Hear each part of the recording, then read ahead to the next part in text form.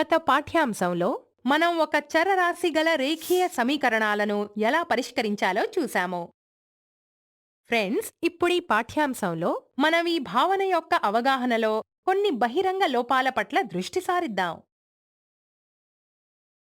మనకి ఒక సమీకరణం ఇవ్వబడిందని అనుకుందాం. అలాగే x విలువను కనుగొనమని చెప్పబడింది. మనకివ్వబడిన ప్రత్యామ్నాయాలు ఏవైతే ఉన్నాయో అవి ఈ ప్రకారంగా ఉన్నాయి. మీ అభిప్రాయం ప్రకారం సరైన సమాధానం ఏది? ఈ ప్రశ్నకు సరైన సమాధానం ఆప్షన్ బి, అంటే x 2కి సమానం. ఇప్పుడు కొంతమందికి సమాధానాలు ఆప్షన్ ఏ వచ్చుంటుంది. అలా ఎలా జరిగింది? మన వల్ల ఎక్కడ పొరపాటు జరిగింది?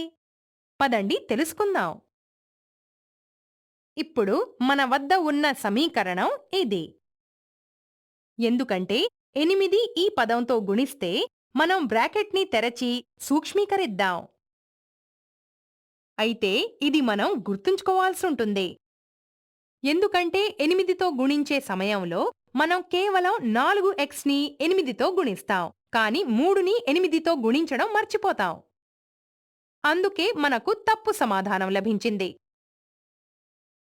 ఒకవేళ మనం గమనించినట్లయితే సంపూర్ణ బ్రాకెట్లో ఎక్స్ప్రెషన్స్ సమ్మిళితమై ఉండటాన్ని మనం చూడవచ్చు. దాన్ని 4xతో కాక 8తో గుణించడం జరిగింది. అందుకే 4xతో పాటు మనం రుణాత్మక 3ని కూడా 8తో గుణిస్తాము. అయితే మన తదుపరి స్టెప్ ఇదే విధంగా కనిపించగలవు. అందుకే ఒక సంఖ్యను దాని బ్రాకెట్తో గుణించుదాం.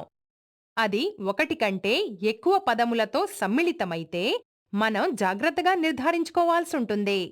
ఆ సంఖ్య బ్రాకెట్లో ఉన్న అన్ని పదాలతో గుణించబడాలి.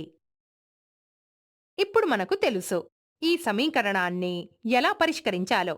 ఒకవేళ మనం ఈ సమీకరణాన్ని పరిష్కరించినట్లయితే మనకు x యొక్క విలువ 2కి సమానమని తెలుస్తుంది.